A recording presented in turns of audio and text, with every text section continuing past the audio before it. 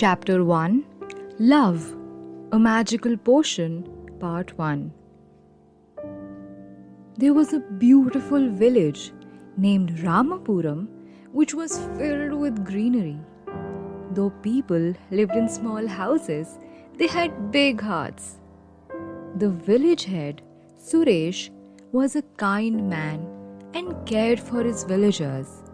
To him, his family was always second and the village was first on the priority list. He loved his village. He had a son named Ramanathan and a daughter Lakshmi. Ramanathan had a close pal who admired him for his intelligence and knacks he used to handle every situation, and his close friend's name was Raghu. The whole village appreciated their friendship and used to call them brothers. Time passed away like flowing water. Both friends got married and settled with their families. Their friendship strengthened as their wives supported their bond. Ramanathan's mother passed away.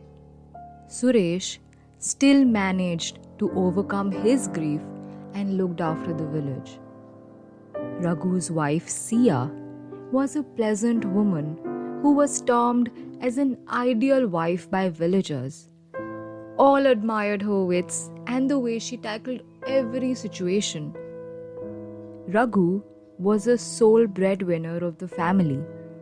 Sia was an educated lady who managed all his accounts and completed her master's degree post-marriage.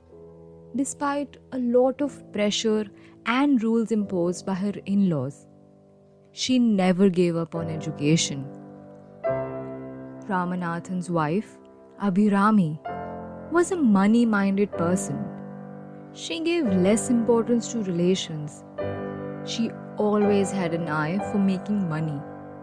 She was a puppet in her mother's hand. But she at times listened to Sia and tried to transform herself.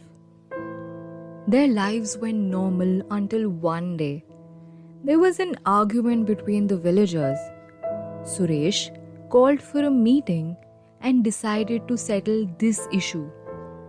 Suresh had now become aged and suffered from age-related issues. Suresh started the proceedings and asked the villager Suri to say his issue. Sir, I was walking in our street and was talking to Naresh. Just then we saw Raghu and admired him for being so close to your son. Naresh, who is residing in our village for the past 1 year, asked me whether you will transfer your authority to Raghu or Ramanathan, said Suri with agony. Naresh, why did you pose such a question? Speak out what is in your mind, said the village head, Suresh. Sir, I felt so. Your son has no sons to continue your lineage and ascend this throne. So, I thought you may give a chance to Raghu, who is like your own son. Why can't you give a chance to other villagers, family member also? Asked Naresh in a commanding tone. His questions shook Suresh, and for the first time, he bent his head down and felt depressed. He took a deep breath and said, Why do you think in the other way? If I find Raghu more deserving than my own son, I am ready to give him the chance to become the village panchayat head authority. Village members became silent hearing this statement. Naresh, who did not expect this reply, was taken aback for a moment. He offered salutation to him and said, Sorry, sir, for questioning you in this way.